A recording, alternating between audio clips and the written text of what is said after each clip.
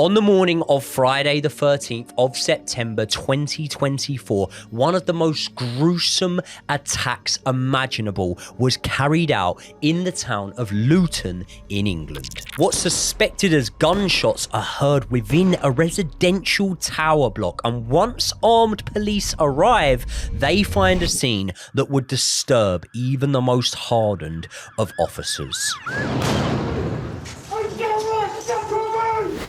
That scene is that of a family massacre that had just been carried out. However, to their huge concern, there is a family member missing. Was there a hostage? Had an abduction taken place? The questions were quickly mounting. And what would follow would be one of the most extraordinary sequences of events, all caught on police body cameras, while they tried to patch together some of the clues and work out what has happened and who was responsible. But what the police didn't know is that they were in a race against time, because the perpetrators' intended crimes had not yet been carried out in their entirety. And the next stop, a primary school. This is the story of Nicholas Prosper. Right, before we get into this episode of Joey and Josh, I just want to remind you guys that this case is very gruesome and very disturbing. So just bear that in mind before we get into the video proper. Remember, when we cover these cases, we will always try and do them as sensitively as we possibly can, paying respect to the victims, their families, their friends, and everyone that knew them, because these are real people with real stories, and we just try our best to tell the truth of what actually happened. Right, so let's get straight into what happened on the morning of Friday the 13th of September. So it's actually between 5 and 5:30 a.m. that residents of the Laybank Tower block in Luton report hearing gunshots. And these gunshots weren't heard from outside. They weren't suspected to have been in a public area. They were actually reportedly coming from one single flat. This flat belonged to a mother and her 3 kids, and those who lived on the same floor and even opposite the family home not only reported hearing gunshots, but also reported hearing a struggle, moans and groans. And just after 5:30 a.m, the police are called. It's emergency. Hi, yeah. Sorry, I'm a bit aroused. Upstairs, we literally woke up and there was so much like banging, crashing, someone screaming. I heard a massive bang, sounded like a gunshot. Right, what do you mean it sounds like a gunshot? I was knocking on the door and he was like groaning, like someone was beating him up. And then I heard a massive bang. And I ran down to my house. That was a gunshot, I'm not joking. Okay, alright, keep your door locked and we'll be there shortly, okay? If you hear anything else, call on 999. Alright, thank you. Alright, bye-bye. Now, the police force were obviously hugely concerned, as you would be, off of the back of that phone call, and therefore they jumped straight into action, attending the scene of the apparent shootings. And to describe what they found as horrific, it'd be an understatement, Josh, wouldn't it? Yeah, it absolutely would. Like, bearing in mind, there's 2 levels of police that attend the property at this stage. So you've got the normal bobbies on the beat that sort of get to the house straight away, and they try and figure out what's going on. At the moment, it's definitely silent. There's nothing going on inside the flat. They can't really hear anything. They know that there's been a phone call, and they're trying to ascertain what's happened. They actually try and sort of like gain access to the property. They bang the door down, but no one is letting them in. And so they have to call for backup, effectively. They have to call for like more serious help. And upon watching this, do you know what one of the reasons why they couldn't get in to the property was? Go on, tell me, I don't know. Some people believe that actually there was potentially a body in the way of the door, and that's kind of how I took it when this was obviously a case that was featured on 24 Hours in Police Custody, and that is kind of how I took it from the police's reaction. I'm not sure whether you would agree with that, but it was very clear that not only had they discovered something very gruesome, in that moment in time, they were continuing to discover more and more to this story, weren't they? They were. So basically, they break down the front door. They managed to get into it. Now, on the police body cam footage, you didn't see anything, at least not of what we've seen publicly. Obviously, they're not going to show the scene. But what the police immediately do is they do have to report backwards, behind with people that are still outside in the corridor, what's going on. And they say there are deceased bodies in the property and that they're in a very, very bad way. They're clearly deceased and it's a very gruesome scene. And to say very gruesome, I don't feel like we're really sort of conveying how bad this was. We're talking our about level of gruesome compared Yeah. to police that attend murder scenes level of gruesome are like Two different things, especially with armed police who are going to the most serious cases and the most serious crimes. And the bodies they found were that of Juliana Falcon and 2 of her 4 children, the 2 children being Giselle and Kyle. Now, they both lived with Juliana. However, she was registered as having one more child, her eldest son out of, the children she had living with her at the time, Nicholas. He wasn't at the scene of the crime. No. We don't know whether he was there or not up until this point. All we know is what we're dealing with is 3 casualties, 3 deceased people and a horrific crime scene, as you say. Yeah, and really you want to try and find Nicholas as soon as possible because anything could have happened to him. He could have been involved. He could have been abducted. Anything could have really happened at this point. Could have been harmed at a separate location. Literally. You're running away with theories as to what could have happened. And as a result of that, the police's first thing they need to do is check underneath their feet. They need to check the CCTV of the local area. But most importantly, they need to check the CCTV of the tower block, don't they? They do. And also, you can imagine the police helicopters are up right now. They're searching the local area, trying to find anyone that looks suspicious on those police helicopters. Initially, they couldn't really find anything. But as you say, they then go through the CCTV. And what they find is that a figure had left the apartment block.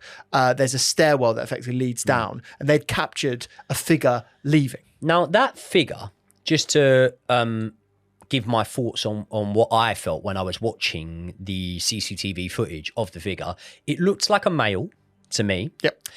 It didn't look, and again, this is just like how I digest it. It didn't look like maybe a criminal fleeing a crime scene. And what I mean by that is I'm more kind of talking about body language. It wasn't, it wasn't a man running away from the building. It wasn't anything like that. It wasn't anyone looking agitated either. I wouldn't have said that someone was looking around their shoulder, looking a bit uncomfortable. It was someone that was fairly calm and collected and had a reason to leave the building, really. And therefore, the timing really is the only real reason that we're looking at this as a real bit of relevance in terms of this figure leaving the building. But before we get in to the potential of someone entering, leaving the building, and before we start to delve into who is even capable and what the reasons were for carrying out this crime, why don't you give me a bit of information on the victims of the crime? So we very much wish at this point all of our well wishes to everyone that is affected by this. This is a very gruesome case and we struggle to necessarily go into the details of this, but we have to tell you the story. So there were 3 victims within this apartment block. They were, as Joey said, part of a family. Juliana Falcon was 48 years old. She was the mother of the family. She was born in Mar del Plata, Argentina in 1978, and she then migrated to England. Juliana was known as a strong, loving mother, and her family described her as the absolute world. She was a keen athlete who enjoyed raising money for charity. She actually worked for a charity for this man called Ed Gamble. He was a man that died due to brain cancer. So again, it just shows Juliana's personality in that she was always caring and considerate for others. Then you have Kyle, who was only 16 at the time. He was a student at the Cardinal Newman Catholic School. He was described as a funny and very kind young man, and he was immensely popular at school. He was actually very creative and thrived on TikTok, featuring his passions like football and boxing. And he was said to be very, very talented indeed, with a big future ahead of him. Finally, it's Giselle Prosper, who was Juliana's daughter and Kyle's younger sister. She was only 13 at the time. She was described as a beautiful soul and a caring young girl with an infectious smile. At school, it was clear she was very academically gifted and was loved by her classmates and friends. And as Joey said, this family lived in the Lee Bank building in Luton on the 8th floor. But what's clear at this point is there still is that other family member missing. And that person is called Nicholas. So Joey, why don't you tell me a little bit more about who Nicholas was. So Nicholas Prosper was born on the 18th of December 2005 to parents Raymond and Juliana. Now, the details on his family tree are very vague, and it's actually quite hard to find out how many siblings that Nicholas had. However, it's reported that there was at least one more sibling rather than the three in question, including Nicholas. And when Nicholas was about 4 years old, that was when his father Raymond and his mother Juliana actually broke up. Although initially this didn't have the negative effect that you might suspect upon Nicholas. Friends described him as extremely interested in computers, geeky, but at the same time a nice and kind-hearted person. However, by his mid-teens, the friends that he once had were pretty much gone after Nicholas became increasingly isolated and withdrawn. It's important to note that Nicholas was never diagnosed throughout his life with any sort of disability or learning condition and was actually pretty academic. But despite achieving the required grades needed to get into his school's sixth form, Nicholas started to uncharacteristically fall behind, even failing in certain subjects that he had before excelled in, so much so that by March 2023 he had dropped out of school completely. This was a real concern for his mum, wasn't it? I think she very much cared about the kids being in school. She cared about their academic performance. And again, as you said correctly, it was very uncharacteristic of him to fall behind his studies. He was usually a relatively diligent student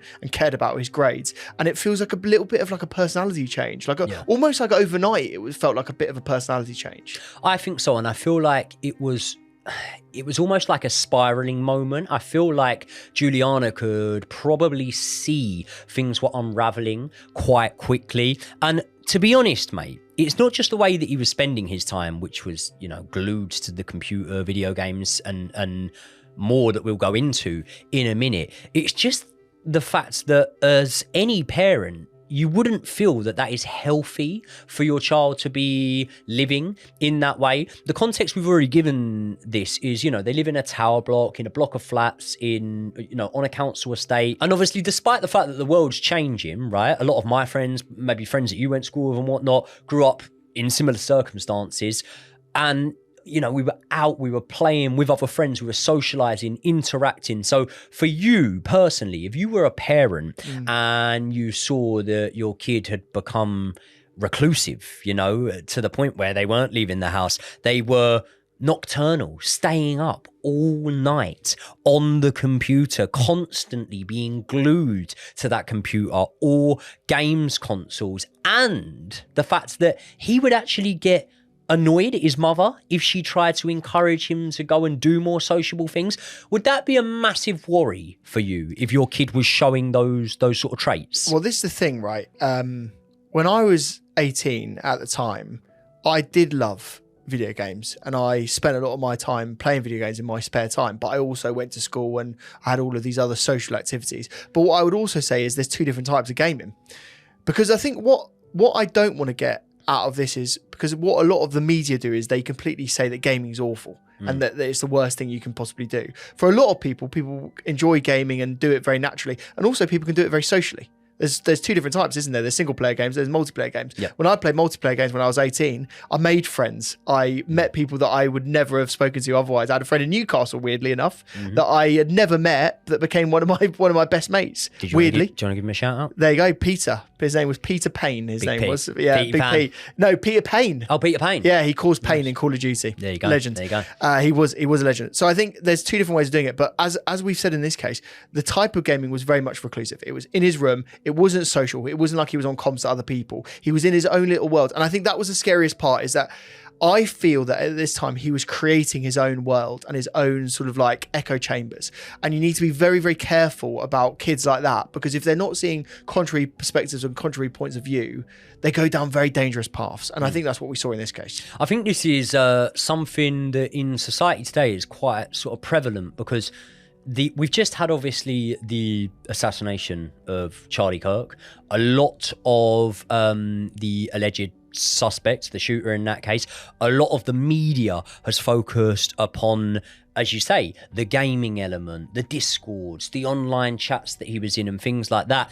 And I think that what maybe even me personally, because I'm a little bit of an older head on younger shoulders, if you know what I mean. But a lot of the world, what they can't get their head around is it's not all sinister. Like sometimes, like you say, people are, you know, computer gamers. They might spend most of their waking days on computer games, but they're still living a happy life. It's not the end of the world, no. Right?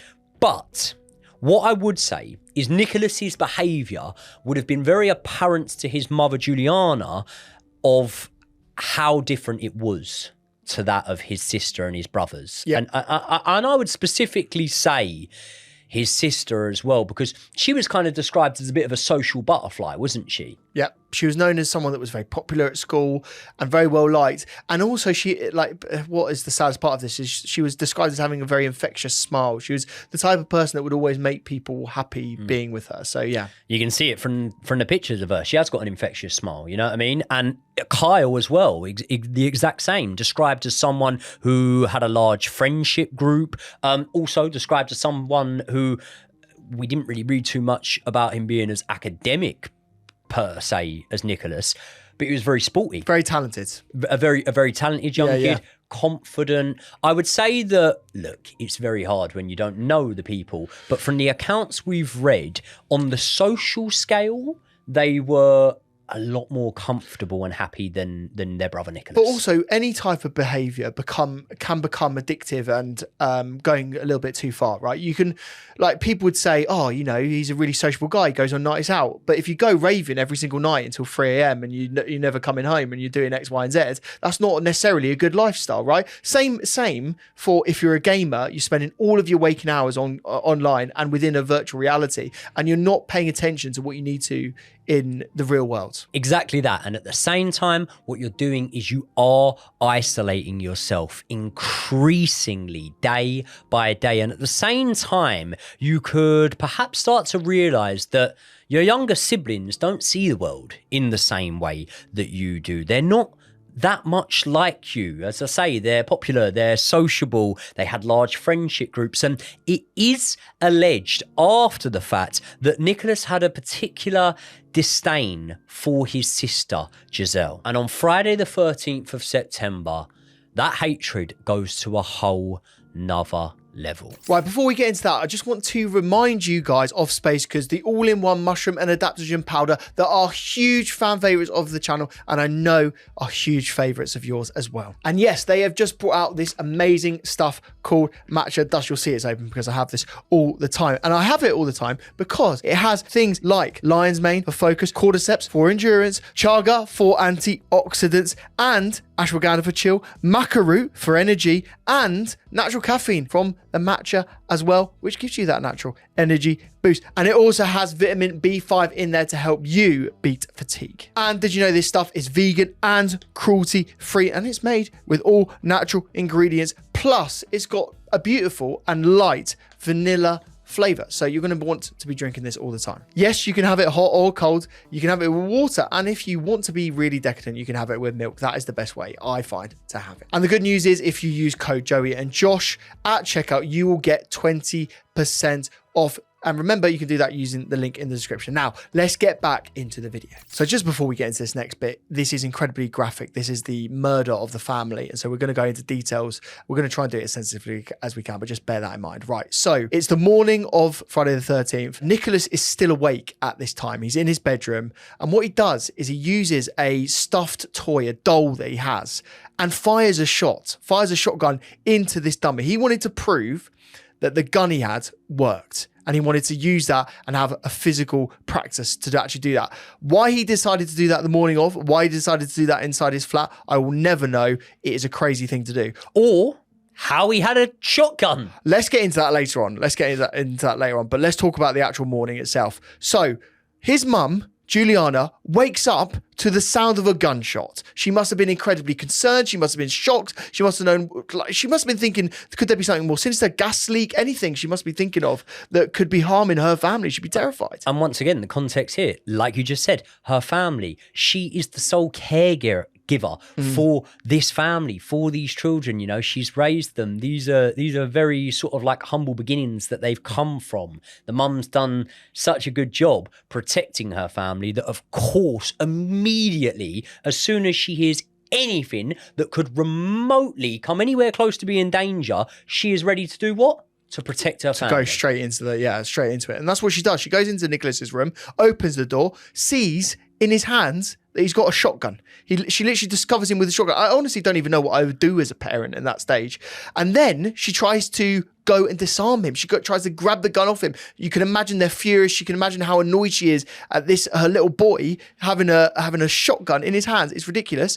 And she's actually stronger than Nicholas. She manages to grab the gun, and basically what Nicholas does is he then has to stop her from taking the gun, stop her from trying to enact the plan that he's trying to do. So what does he do? He stabs his own mother. She becomes incapacitated, and then he does something far worse. He takes the shotgun and he shoots her at point blank range, killing her instantly. I find this absolutely baffling at this point. We have absolutely no context as to what the motivation is. Yeah.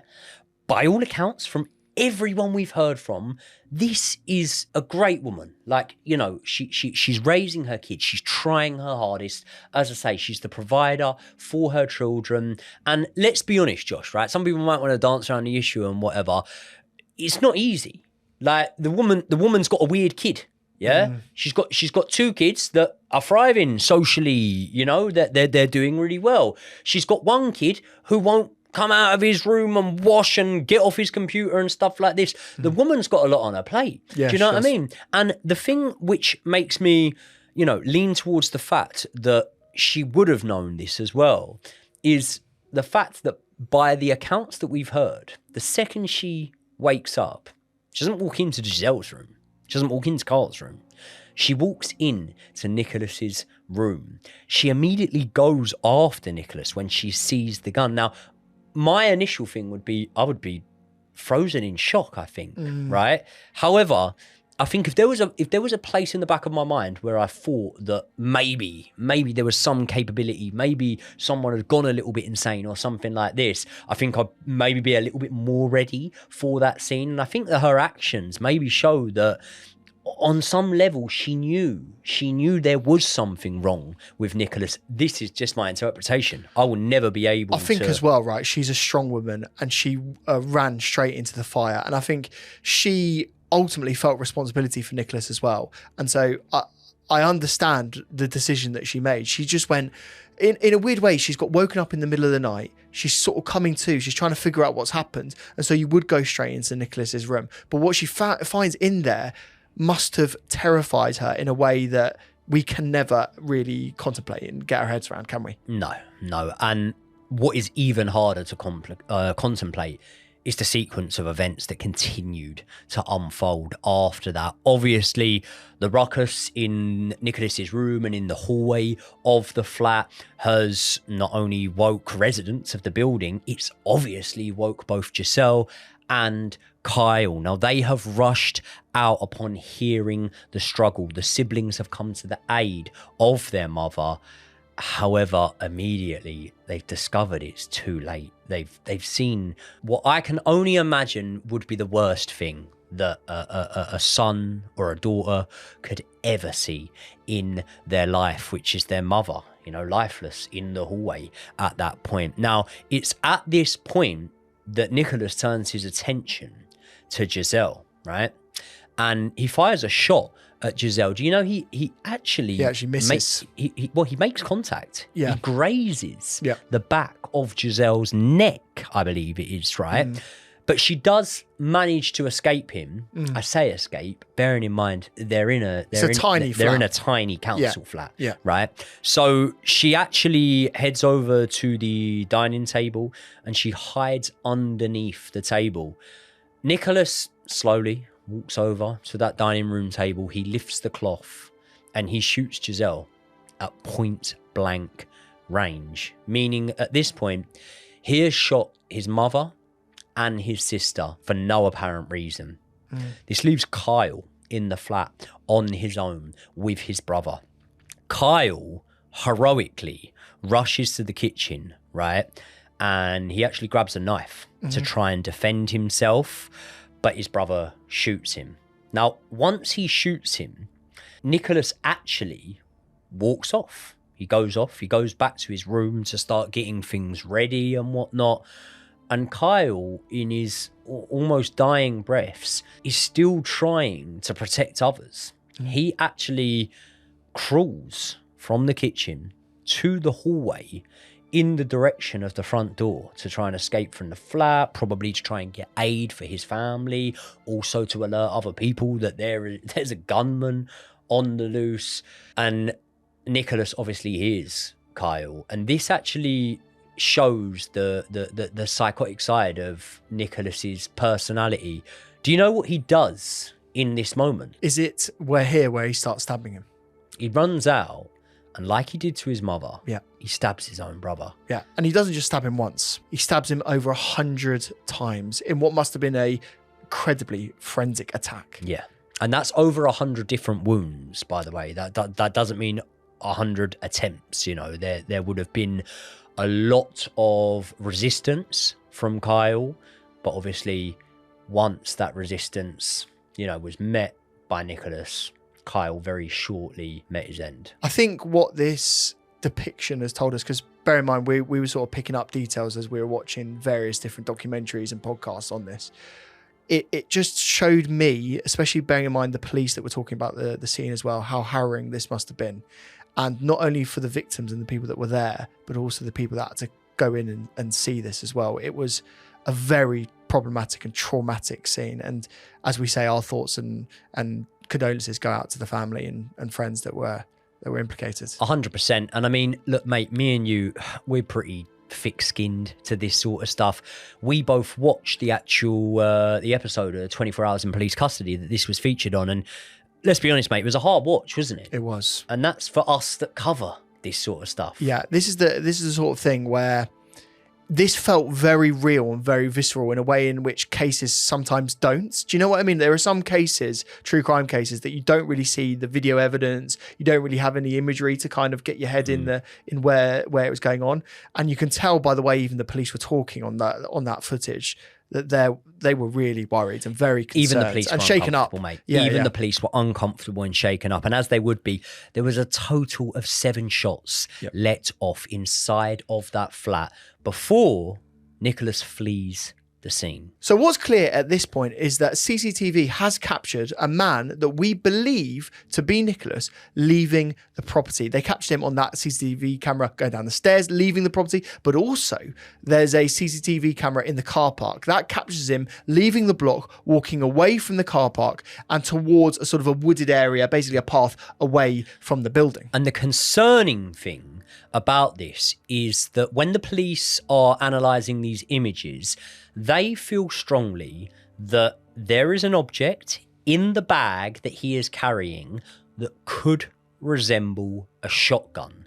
Now, remember, as I said, there were 7 shots fired off in that flat. So they've got the casings and they already know that a shotgun has been used.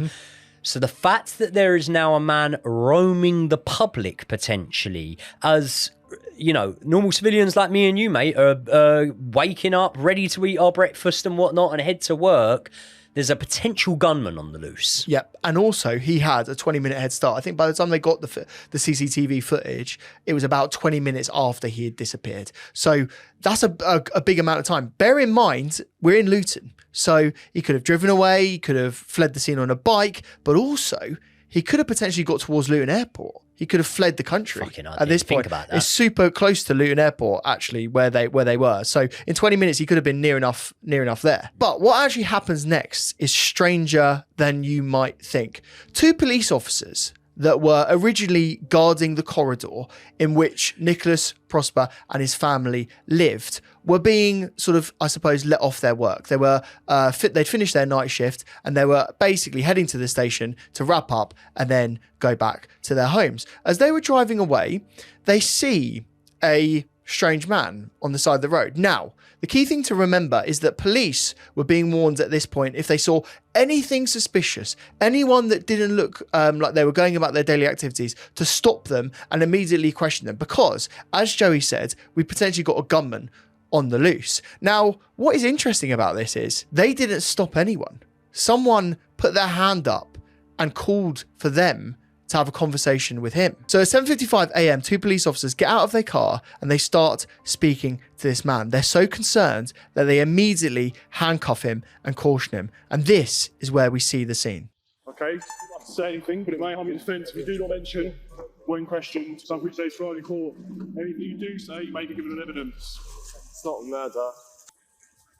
It's not murder. I lost my phone. It's my mother, my sister, and my brother. The male is, I would say, he's first of all introduced himself. He said it's not a murder. He's presented as quite confused. I'm 18, Nicholas Prosper. So when people are arrested, I'm sure you've seen this in various different TV shows and potentially real life. I only ever seen it. What you might expect, I suppose, is that people resist. They would ask questions. They might sort of question why they're being arrested in the first place, especially as the handcuffs are going on. But this is completely different, isn't it? I suppose it depends what your intentions are, to be honest. It depends whether your intention is to get away with the crime or not. Now, 99% of crimes that are committed, you would imagine, are committed by a perpetrator who would want to get away with the crimes. Every now and again, and sometimes quite often on this channel, we kind of stumble upon cases where maybe the criminal did want to get caught. What I would say is his behaviour is not in line at all with what I would expect from someone being arrested. At the same time as that, listen, I've never experienced anyone being arrested for the, massacre of a family. However, I mean, the fella's singing like a canary without being even fucking prompted. But this is the thing, like, I've never experienced a criminal being so overt and so talkative at the level in which Nicholas is at this point. Basically, the first thing he says is it's not murder. Now, the police, you might be asking, why is he even bringing up murder? So that's, I suppose, and I'm only sort of guessing here, in response to the police sort of saying, we've got him. Because the police actually do over the radio effectively say, we've got the perpetrator or might have the perpetrator. Yeah.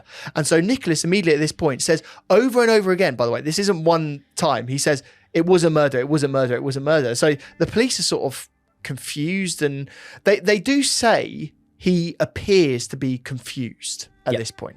Yeah, and I found that he kind of appeared to have been confused. At the same time, it's hard when you've only got the accessibility to that one bit of footage of him to know whether he appears to be confused or to know whether that's just his general demeanour, whether he's always like that. The thing that makes me feel like he might not always be like that and he might be behaving erratically compared to how he normally behaves is the fact that we've said that he had been presented in front of experts and had been given the opportunity to have been diagnosed in his life with a mental condition, with any form of disability, things like that.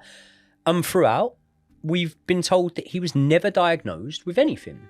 So therefore, if he has no underlying health condition, anything like that, then I would definitely say he was acting confused and he was acting erratic in that moment. And I would also say, Josh, I felt like he was acting a bit cocky as well. He was. Now, the first thing to say here is he immediately does actually introduce himself. So the confusion, I think, sort of the veil of confusion, I think, is immediately lifted from that point on because he goes, I'm Nicholas Prosper and I'm 18. Bearing in mind they've been in the family home now, they've had a look round. I feel they'd be able to find out the family name. I feel that it'd be like a letter. They'd be able to understand this. So they know that he is the son that is associated with this crime. And I agree with you. Like, he was saying a lot of things that came across very, very cocky. First of all, he actually asked them, did you see the shotgun certificate that I made? He says again, did you see the fake shotgun certificate that I made? The police haven't asked him, where's the gun? The police haven't asked him at this point anything about a shotgun. He's warranted that and shown that himself straight away. The first thing that I would say to that is he's obviously proud of that shotgun certificate you made. He's proud of, you know, the fact that he's done something fraudulent and got away with it, but that is a part of the case we'll go into. What it does do for me is it does prove to me that I think his ego was inflated at this time. I think that I can't come out and say that I conclusively believe that he was enjoying this sequence of events, but you know, it felt a little bit to me like this guy felt he was the main character in a movie. He did. And also, this isn't where it really ends. Bearing in mind, these are two normal cops. They're not armed police officers. They've apprehended a man. And you can tell that they're slightly panicked because they haven't got back up straight with them. They know that this guy is potentially armed and dangerous, and they're worried about what's going to happen next. If he tries to flee, there's a big chase. It's a big issue and a big deal. But he doesn't try and flee. What he says is he's got a knife in his right pocket. He sort of warrants that up and says that straight to the police officers. And they actually get the knife and they sort of put that in a forensic evidence sort of thing. It's called a cone, effectively. Yeah. They put that straight into the cylinder and that's protected. Not only that, they put bags over his hands because there could be forensic evidence to link him back to the crime. You need to be very particular about that so that it doesn't wash off and you can effectively get straight to it. With a firearm, you're always going to have residue. Whether you can see it or not, you're always going to have something there that's able to link you back to it. Exactly that. And then at this point, I'm really interested to know what you feel about this. I feel that this is slightly weird. So they have apprehended him. There's more people and more police that have arrived at the scene, including armed officers. Bearing in mind, we're talking about a residential road in broad daylight. You know, this is in the middle of Luton, and we're potentially dealing with an armed offender who has murdered his entire family, right? They get him and they walk him down the road. He's cuffed. They have him arm in arm. He's asking questions during this time. He's asking the armed police how they got into the police and how they're armed officers, which is really weird. He also asks them, are they going to go for his phones with data mining shit to be able to understand what was on his phones? But what they do is they have to try and now find the murder weapon. They have to try and find that shotgun. And he says that it's in the woods. He actually, again, says very clearly, I know where it is and I can show you where it is. And so they walk him down the road. Now, this was the most chilling part for me. Because he's walking down the road, the armed police officers are with him. They get a police dog, they search and go towards the forest area. As he does that, a school bus comes past. And there's kids on that school bus that capture some rather haunting footage on their phone. They see Prosper arm in arm with the police officers. He looks at them. Do you know what he did? No, I actually don't know this. He looks around, he sees the camera, he smiles at the camera, and he asks the police officers, he tells them, I know they're filming me. And he says that he wanted to be on camera, effectively. He was proud of it. He was proud to be caught with the police. It was part of the notoriety, I think, at this point. He's a weird little cunt, this fella, isn't he? He is a really weird little bastard. I think that's the way to describe it. Sorry, mate. I know I'm not supposed to say it on the channel, but he is. He's a fucking horrible little fella. Listen, he's showing no compassion. No compassion at this moment in time. He knows, by the way, like the police, the thing is with this process of when you arrest someone, right? You don't read someone out their charges the second you arrest them, whatever. It's often once you get to the station, you'll get a lot of clarity when you're booked in, you've read your rights. You'll get read your rights, sorry, but not your charges necessarily. Yeah. But, right, you also aren't deaf. You can hear the walkie-talkies. They're on loudspeaker. You can hear. You know, yeah? So you know whether you did or didn't already, which I'm sure he definitely did, but if there was any doubt in your mind, you know that your whole family are deceased right now, yeah? This is a time when I think that I would, well, it's a situation I'd never be in, but this is a time when even if I found myself in this situation, you'd think you'd be feeling such remorse, you'd think you'd be heartbroken. He's making jokes, do you know what I mean? Like, they search him for a second time, right? And he says to them, well, if you find a weapon on me now, you did a really bad job on the first search. Yeah. And he's almost like looking around, like waiting for a policeman to like laugh at him. And it's like, no, mate, no one thinks you're fucking funny. No. You think you're a fucking weirdo. Yeah. What you don't realise, because of your sheltered little life, what you don't realise is none of the these policemen find you funny, or the police force, policemen, policewomen, none of them find you funny. They all think you're a fucking creep. They all know what you've done. And you're stood there trying to crack jokes with them, trying to talk to them, and even saying stuff which actually shows that you might be academically smart. You might be able to potentially forge documents, what we'll get onto, but you are not street smart, my friend. You're singing like a canary as soon as the police fucking spoke to you. And also, you're stood in the police station, turning around to a female police officer and saying, I've heard they're letting prisoners out early nowadays because the prisons are getting overcrowded. Where did that thought come from? Why was that thought pattern in your head? Because you knew. Because it was premeditated and you knew what you were going to do. Why don't you tell us a little bit about what he is told once he gets to the police station, Josh? So basically, at this point, he's then taken to the police station. He's in the back of a van. He gets booked into the police station and he's singing like a canary. I've never heard anyone talking so much as they're booked in at a police station. So as he's booked in, he's actually told his crimes. He's actually sort of given the detail of what he's been charged with. And at that point, it's very clear. There's no ifs, ands or buts. This is what you've actually done. And this is what you've been suspected of. So what they then do is they put him into a cell by himself. But it's not just by himself, actually. He's with a police officer that has to watch him. They ask him in the booking in process, have you ever had any mental health issues or any concerns? And have you ever tried to harm yourself? And in both those answers, he says, no, I've not had any mental health conditions and I've not tried to harm myself. But when he gets into the cell, he actually does sort of feign potentially that he is interested in harming himself. Do you remember this? It's bollocks. Yeah. It's a load of bollocks, mate. The fella's a fucking attention seeker.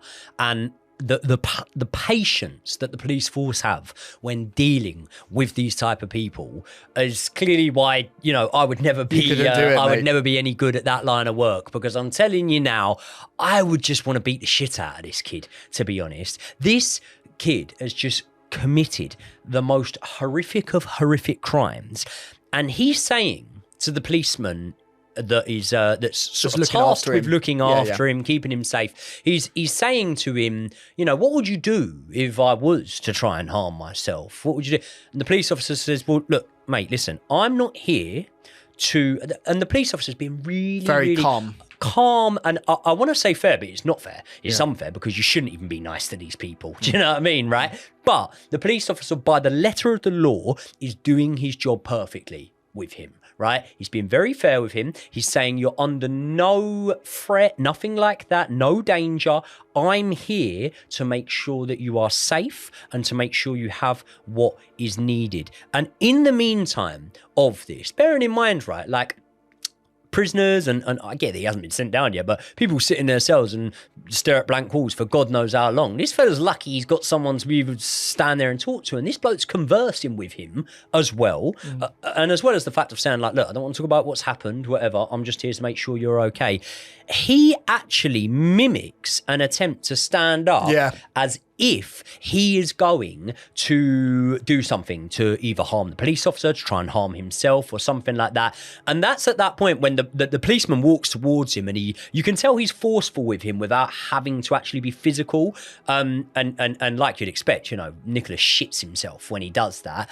But that's where I honestly have to take my hat off to the police force and say, I don't know how you have that kind of self-control, because that is the moment when, for me, I would just want to rip in to this little fella. And the other thing that Nicholas doesn't know, and the police officer may be privy to it at this time, Nicholas definitely will suspect it from the line of questioning that he's asked, and that is that the police are searching Nicholas's phone at this time. They're actually searching multiple electronic devices while he is in custody. And at the same time as doing this, he's actually pulled in for his first interview where he goes no comment for the whole thing. However, what is telling and damning is what they find on those electronical devices. So they start with the search engine sort of information, don't they, at this point? They do. They look through his history. They look at the sites he's been visiting, how long he spends on those sites, what pages he visits and whatnot. And one of the main themes that presents itself instantly is that this man has been visiting, let's call it, less accessible parts of the internet if you're not, you know, able from a technical standpoint to be able to access those parts of the internet. And he was watching what are described as gore videos, basically. Yeah. Anyone that doesn't know that, you can look it up. It's Incredible violence, basically. Yeah, it's pretty much the worst of the worst that you could find on the internet. So much so that you would believe that the people that set up these websites must have absolutely no moral compass, Josh, would you? Yeah, 100%. Like, it's the most deprived stuff that you could possibly imagine. And it's not something, let's be honest, mate, it's not something that you stumble upon. As you say, you've got to go out looking for it, and you've got to go out trying to find it. So we're in agreement. The people that do set up these websites, upload these videos, pieces of shit. I think Weird this as is fuck. part of the conversation around this case, that those sort of sites should not be allowed. Like, it's just despicable. And actually, there are some new regulations in the UK. I don't know if you know this, around corn, shall we say. You can't now show strangulation in corn. It's a new thing that's just been passed in the UK. So that's good, especially in relation to some of the other cases that we've covered recently. But yeah, as I say, with the gore websites, you shouldn't even be anywhere near them, should you? Funnily enough, the search history showed that Nicholas was actually banned from some of these websites. How right? the fuck can you get banned from a gore website? Well, that really does show you the depths of how bad this man was. He was banned from these websites. Now, I have to be so careful with the wording of this. Yeah. Because of YouTube, we don't want to get our video taken down. I'm going to say, basically, the main reason for Nicholas being banned from these websites was because he was leaving comments that were seen as all I can say is noncing. Pro-noncing, encouraging that Kind of behavior, behaviour. that crime. And yeah, as a result of that, he was actually banned from interacting with these websites. But that is not where the disturbing nature of his search history even begins, let alone ends. There were searches such as, do you die if shot in the neck? And also, why do people plead not guilty when it's obvious? Not only that, he had an obsession with school massacres, and his search history shows that there were two particular incidents that he took substantially more interest in, and they were the 2012 Waller killings and the 2015 Broken Arrow murders. Now, these two incidents had huge relevance towards this specific case because, unlike the Columbine massacre, these two cases both started with the perpetrator murdering and attacking family members before a planned mass shooting. But did you know the one that he was truly, the case that he was actually really obsessed with, was the Adam Lanza case? Do you know about him? Yes, this was the guy that he was actually proven to be searching for the most. And correct me if I'm wrong, Josh. Kind of seems like he hero worshipped this guy a bit. I think he did. And to hero worship this guy is incredibly concerning because he was the perpetrator of the Sandy Hook massacre, the elementary school killings. In fact, he murdered 20 children and 6 adults before ending his own life. Now, again, contextually, this is relevant because he also murdered his mother in her bed before he committed those crimes. So I think Nicholas saw this guy as a template, as a hero in which he was looking at to try and emulate. But not just emulate, he wanted to go one better than him. And when the search history got closer to the date in question, a very, very disturbing trend became apparent. And that was that Nicholas had been searching the opening times of his former primary school. He had also been looking at the school from different locations on street maps, and it didn't take the police a long time to work out what Nicholas's plan was. It actually gets even worse, mate, because not only did he have the street view, did you know he was actually taking photographs of the school? And did you know that he also downloaded images of all the teachers and tried to find images of the pupils, and that was all found on his phone as well? It's disgusting. The level of planning and the level of premeditation on this is irrefutable. Like, I think it's incredibly obvious and overt what he was doing. So much so, the police started to really paint a picture of what they were looking at here.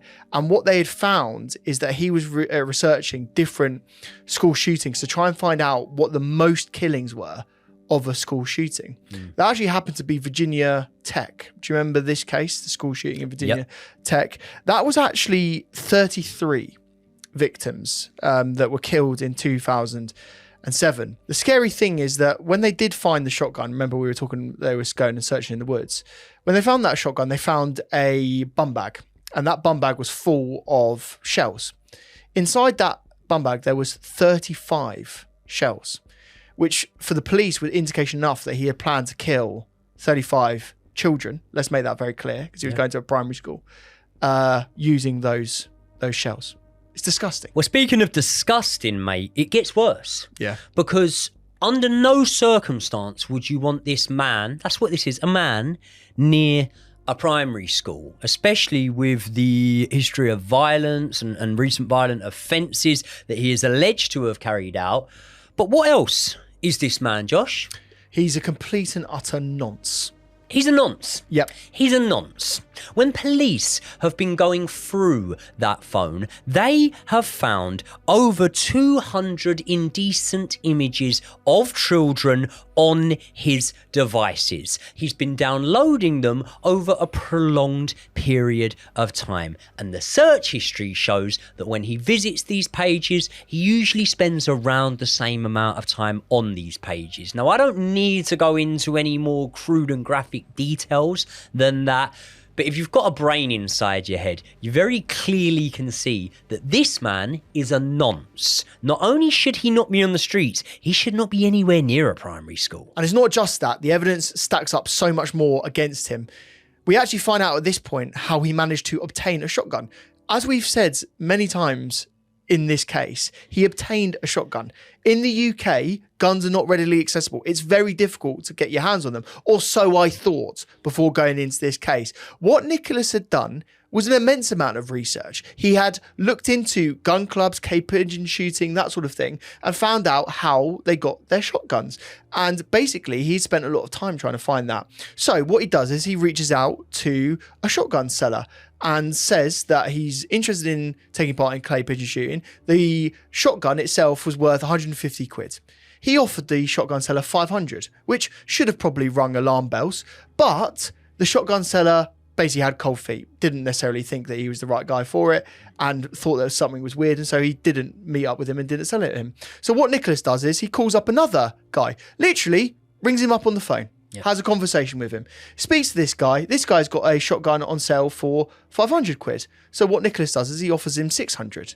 And then he says to him, oh, what I'll also do, if you come and drop it at my house, I'll actually give you 30 quid for petrol. And if you give me some shells, I'll also chuck in a bit more money. So this is seeming quite compelling to the guy. The guy asks enough questions. He says to him, have you got a license, etc. Nicholas says, yeah, I've got a shotgun license. I can show it to you. It's absolutely fine. Shows him a record of it, sends him a picture. The guy is convinced enough to meet up with him. And just to give you a bit of context for our American viewers around the world, as you said, very, very hard to get hold of any sort of firearm within the UK.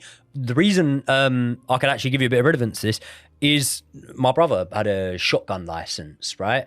And I know it's something that I think it's every 2 years or so you need to get renewed, unless you've had it a certain amount of years, something like that, especially if you're not like living on a farm and things. And mate, I remember the process that they went through. A few of them were getting them, and the process was like ridiculous. Like you need to be squeaky clean. You need to do like mental health assessments and stuff as well, obviously. So there was no way that he would have ever got given a shotgun.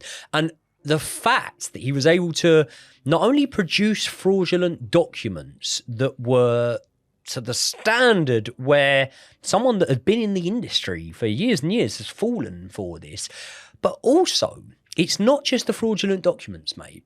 Correct me if I'm wrong, because we saw, the CCTV of him and the account of the man that had sold him the shotgun. He was very, very able for someone, in my opinion, to tap in to a character that did seem trustworthy, did seem like he knew what he was doing, and didn't seem like someone who, was going to go on to commit this atrocity. Awful crimes. No, he didn't. And this is the thing that I keep sort of thinking about, if I'm being completely honest, because I don't understand how the system enabled him to get this shotgun.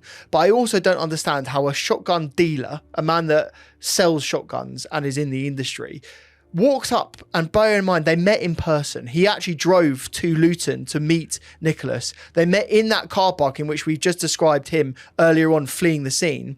And they met up, and he said to him, yeah, what are you doing? Asked him lots of questions. Why have you got this clay pigeon shooting license? You know, what are your plans with it? He handed over a shotgun to an 18-year-old lad. I just find it weird that not only sort of like procedurally and within the sort of the system enabled him to do this, but also on an individual level, how this man handed over a shotgun to an 18-year-old boy.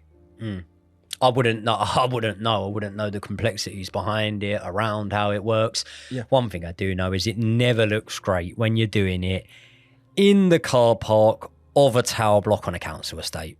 That's all I'm going to say. There's so many parts of it that would scream alarm bells to me. Rock We're up not in to the rock up countryside. to a farm in the Yeah. countryside. Yeah. Maybe a farmer might, yeah. Car park on the tower block. Doesn't quite work. We should let it be known here that the police didn't suspect him of any criminal involvement, this man, and neither do we. They didn't. But what I would say is he was clearly very torn up about it. I mean, the phone call you get is, I'm a police officer. I'm asking you about a gun that you sold. You can imagine you'd be fairly concerned about what the outcome of that investigation might be.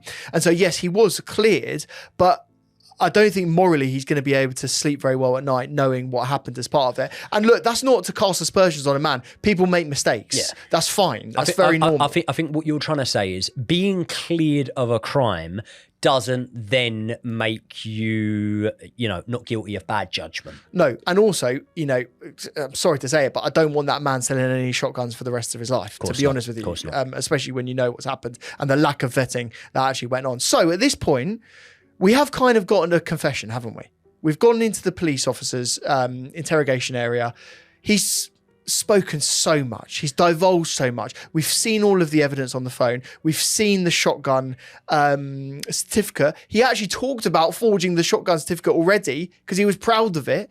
So, at this point, it's a clear case. He's banged to rights. Well, he kind of is, but at the same time, we do have to remember he's going no comment in the interviews. And luckily for the police, it's at this point that they discover a video. And do you know what the bizarre thing and the chilling thing about this is, Josh? They don't discover this video through looking through his search history. Nope. This video has been set to pre-upload. It's been set prior to what has unfolded that morning. So let's have a look at the video itself. On June 30th, my sister decided to make the only correct choices. Episode 1 of Season 1 of The Walking Dead games. And for that, her face will be mutilated further than necessary. Or a video by Living Echoes on YouTube. Best of Lee and Clementine, Definitive Edition. It was a compilation. And he decided to kill Larry in front of Clementine. And then I later learned he decided to kill St. John's in front of Clementine. I am the chosen one, chosen by Clementine. I am guided, as Christians are guided by Jesus Christ, and there will be no more killings of Larrys in front of Clementine, no more killings of St. John's in front of Clementine. That's the message I want to give out. Right, Josh, I've got one question and one question only for you, mate. Who on earth is Clementine? Right, so I had to do my research on this because I haven't played this game, but I wanted to do it properly and fully understand why he's even mentioning this character. Before I explain who Clementine actually is, what I want to make very clear at this point is that the lines between reality and this game became so blurred for Nicholas, he felt that Clementine was almost like a real person. He has an infatuation with this character in a way in which I don't think many people have infatuations or obsessions with anything. Do you see what I mean? Yeah. What was this character? A woman, a male?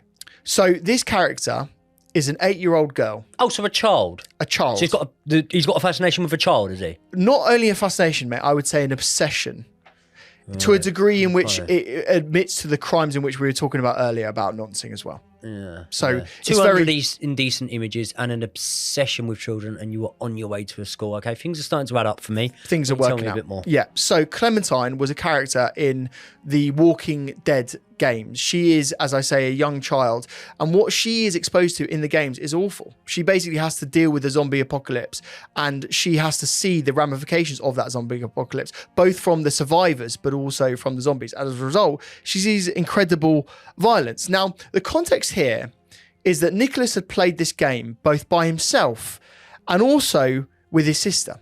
In the game, you have a series of choices, and those choices have direct impacts on the story of the events of the game, as in the direct actions of what you're doing. So you can say, you know, climb up a ladder or shoot this person, for example, but also it affects the end of the game as well. It affects the story of the actual game itself. Now, there's a particular moment in the game, and I'm going to say it now, he was actually playing this game at this time with his sister, Giselle. And basically there's a moment in which there's a man that is suffering from a heart attack, and you've got a choice. Clementine has a choice, actually, I should say. You can choose to put the man out of his misery and kill him, or you can allow him to die via his heart attack. Now, Giselle's playing this game and she doesn't really know what to do, and so she just decides to kill this man. Now, that was the worst possible thing that she could have done for her and in Nicholas's mind, because what it effectively does is it scars her for the rest of the game. She never gets over that. It's an act that she cannot possibly forgive. And as a result, what Nicholas says in his Facebook video is that he's going to mutilate Giselle, his own sister, in real life in the same way in which a character in the game is mutilated.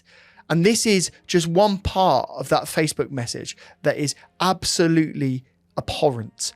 And so this is an element of the case that we find incredibly dark. But I wanted to give you context and kind of explain why he was even mentioning that character. And the reason this video is also so significant is it gives away the motivations. A lot of people would say, but one thing that you can't deny is it proves premeditation in this case. And I think that this is where it's interesting, because we're going to get on to the court case now. There's not really much more developments that can come from here, but what a lot of you guys may be questioning in your head at this point in the episode right now is this man sane? Because these don't seem...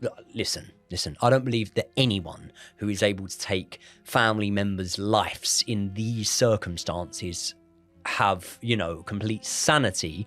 At the same time, I'm quite strong in opposition of being able to use some sort of psychotic episode as an excuse. Yep. And the reason I say this is not because of the people that have been able to use it as an excuse, and it's been proven in court. It's the amount of criminals that try to use this as an excuse, sometimes successfully, by the way. It's the criminals that find themselves in cushier confinements, for example, you know, psychiatric hospitals rather than prisons. So that's why it was a key talking point here, his actual mental state during this. Now, the first angle I'll come at it from, Josh, and trying to keep myself covered as much as I can, is we have absolutely no experience in this field. We're not mental health experts. We're not psychologists. We're not trained in any way to deem him sane or not. No. But there are people that are deemed and have the education to be able to do that. There you go. And before we get into those people that did come to a conclusion, I just want to give you my opinion on it, if that's all right. Yep. My opinion's this, right? You can seem like you're insane. I think actions have always spoke louder than words. And a man who is able to make fraudulent documents of that sophistication, a man who is able to plan his crimes, a man who is able to plan in the amount of detail his crimes, a man who is able to morph into a completely different person and show a completely different personality when dealing with different people in a way that will help you carry out your crimes. I'm sorry, mate. I'm sorry, there's too much consciousness there for me to deem this man insane to the point where he didn't know what he was doing. Let me define insanity for you then, because I've got an Oxford Dictionary definition of it. It is the inability to think and behave in ways considered to be normal and rational, especially on account of serious mental illness. Do you think in his head he was being rational?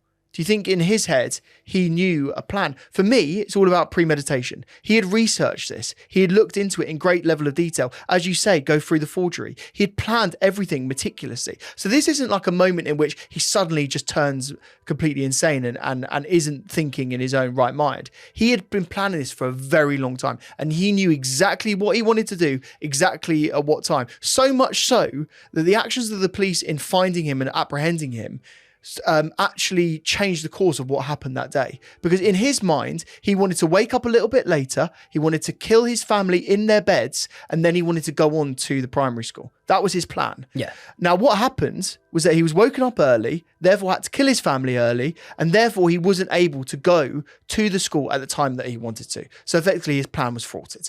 And because he couldn't do things in the exact order that he wanted to do them, he gave himself up. There you go. There you go.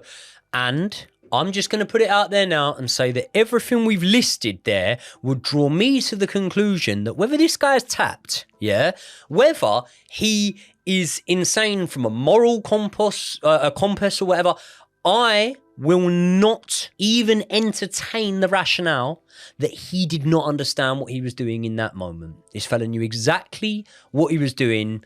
And to be honest, mate, I think the courts would back that up, wouldn't they? They would. And let's just say this, right? He was Googling, can you get away with murder? He was Googling, what's the difference between murder and manslaughter? He was looking at all of those things. So yeah, look, let's get into the court case itself. Obviously, what they have to do in the court case is they have to determine whether he was fit and ready to stand trial, whether he was in right mind to stand trial. So what they do, and bearing in mind, they should have done this a long time ago with this kid, is actually try and diagnose him, trying to find out if there was anything wrong with his mental health.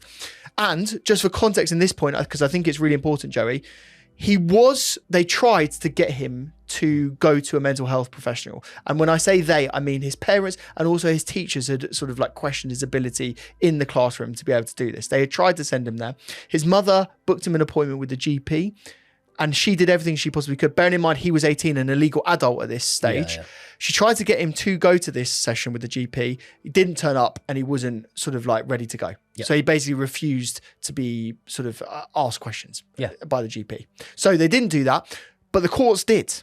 And he was forced to do this. And they did find some things, didn't they? They actually had some judgments. Yeah, I mean, of course. Like at the end of the day, Josh, we've watched the 24 hours in police custody, as of a lot of these guys. I'm glad that you gave it the context there. Yeah. That there had been attempts for him to go through the system, because when you read the case in the cold light of day and you don't have the context there, you think, how's this kid gone 18 years without anyone diagnosing him with something? Mm-hmm. I literally have no experience in that profession in the slightest. I could spend 18 minutes with the guy and know that he has a mental health condition, okay? So I found it very, very strange that he had never been diagnosed with that, but I think it's good that you've shed that light on it and given that context to it. Do you know what he was officially diagnosed with? Yes, I do. It's called autism spectrum disorder, so ASD. But there are varying levels of autism in which people define, right? Of course. And he was defined as being aware and logical, and the key thing that they found is that he had a real lack of empathy, right? But what a lot of people will be watching this that have ASD, that a lot of people that will be watching this that have family or friends that have to deal with ASD, right? They have that condition. What it doesn't excuse, or either of us too. Yeah, or either of us too, exactly. But what that doesn't excuse is the events and what he actually did. But having that disorder doesn't mean that you can go and commit these level of crimes. So even while he was diagnosed with ASD, that doesn't therefore mean he wasn't fit and able to stand trial or aware of the crimes that he committed. Now that's a key thing. To be able to go and stand trial and to be able to be deemed sane enough to do it, you need to know that you are aware of the crimes that you committed. You're aware of the actions that you did. And he was. Of course he was. Of course he was. 100%. And I think that's one of the things that is obviously very, very relevant to the case, but it's one of the things that I wouldn't want to put too much weight on because I don't really feel like it holds that much significance. And again, like I always try and draw from real life experience. You yourself know, I've got people in my immediate life that, you know, multiple people that do suffer with autism, very different scales of the spectrum, you know, really ranging, non-verbal, verbal, etc. And therefore, I do have a little bit of an insight on it. And to say that this guy didn't understand what he was doing, I can take a lot of offence to that, to be honest, mate. Yeah. Like, do you know what I mean? I can take a lot of offence to that. I think, no. There are people that, you know, suffer a different end of the spectrum to you that don't know what they're doing sometimes and whatnot. And you've shown a lot of cunningness, a lot there that, listen, I'm not saying that you haven't got this and I'm not sympathising with it, but at the same time, that's not the root of what has made him commit this crime, in my opinion. As I say, just my opinion. However, one person who did show a lot of sympathy for Nicholas was actually his dad, Raymond. This is in Did the you know court about case this? itself. Do you know what? I'm so conflicted on this. I found it a bit emotional, actually, to think about. Because Raymond, in the court case, he says, he cries out in the court case, doesn't he? So as his son is led down to the dock, he shouts out, he actually has to be restrained, I think, in court. He shouts out, he says, "I still love you, son. It's not your fault, okay?" How as a father could you say that? Bearing in mind, remember this Giselle this is and your other Kyle kids. are Raymond's kids, yeah? He might have had a messy breakup with Juliana. We don't know that. Why would we even speculate on that? Why would we even speculate that he might not have had sympathy for her? I'm definitely not going to do that. To say that, he killed your two other children. I don't get it. I don't get it at all, but I think, obviously, mate, I'm not a father, so I can't get my head into this, so maybe I need your perspective on it, but there's a level in which even serial killers, because this isn't the first time this has happened. There's been families that have had serial killers, mothers and fathers that both survive and deal with it. We actually saw it with Chris Watts, didn't we, when he was interviewed? His mother was completely in denial. Yeah, she was in complete denial, and the father was very caring and considerate in the interrogation room when he confessed to the crimes, bearing in mind how horrific, to an extent where they put words in his mouth, those crimes were. Exactly. So I can't necessarily get into the mind of his father, but in a strange way, that was love at a level in which we'll never truly understand, isn't it? To love someone and potentially forgive someone even though they've committed horrendous crimes. I wouldn't be able to do it personally, but I think I suppose you never know until you're in a situation with the context of that. I don't think I'd be able to do it either. No, you know what I mean? It's not. Listen, it's not someone making a bad choice. I don't know, getting behind the wheel of a car, something like that, and making a horrific choice. This is a calculated thing upon your own bloodline. I can't get my head around it. Listen, there's not actually that much to get into that we haven't from the court case, because Nicholas went guilty for the court case, and that meant that he didn't really have to give any answers of his own. Answers, by the way, that the rest of the Prosper family will never get now. It was on the 19th of March this year, Nicholas Prosper was sentenced to life imprisonment with a minimum term of 49 years. He was sent to HMP Belmarsh, meaning that he currently lives under the same roof as monsters such as Axel Rudakabana, Hashim Abidi, David Copeland, and even the grinder killer, Stephen Port. Right, before we go any further, mate, can I just ask you, were you finding it a bit weird that he only got 49 years? Bearing in mind, we do have whole life orders in the UK now, which means people have to spend the entirety of their natural life in prison. He didn't get that. He only got 49 years. So he could, be out one day. Bearing in mind, we know the severity of the crimes, his pathologies, everything that's wrong with him. Yep. Do you not find that a bit weird? I find it more than weird. I find it appalling that he's not. Unfortunately, we've got a real problem with the prison systems in this country. And I do feel that filters into the sentences that judges are given. What I would ask you, as a counter question to that, Josh, is what do you need to do to get life then? Yeah, this is the thing. I actually did look this up. I think it's 4 or more people. I think it's 4 or more people for it to immediately classify to whole life orders. But can we not have any context here? Can we not have any context of the crimes of everything that he's done to his family, first of all, which was awful, but also his plans after that, which could have absolutely happened, let alone his other issues that he very clearly had and his other crimes that he very clearly committed. Yeah, I mean, again, as I say, mate, the ultimate way to answer that question is just by flipping it back on you and saying, what do you need to do to get life imprisonment? Did he need to carry out the attack on the school? You know, is it one or the other? Let's look at Axel Ruder-Cabana, for example, someone that did carry out an attack on children. Do you know what his life tariff was? No. 52 years. 3 years longer than this man. It's scary that these people what can the get out. fuck do you need to do to get life in this country? And then there's some people that rationalise this as saying that men in their 60s and 70s have a lesser propensity to crime and a lesser ability to commit the crimes and therefore are safer to go out in the real world. Do they? Yeah. Do they? I don't think they do. Well, let's look at it this way. Let's say they become frail, yeah? Yeah. They might not be able to go and kill people. But what is this bloke? A young lad at the time. Yeah, and what else is he? Which no one's meaning to say here. You didn't read it out on the charge sheet, and this is what we got to fucking speak about. He's a nonce. This man's a nonce, yeah?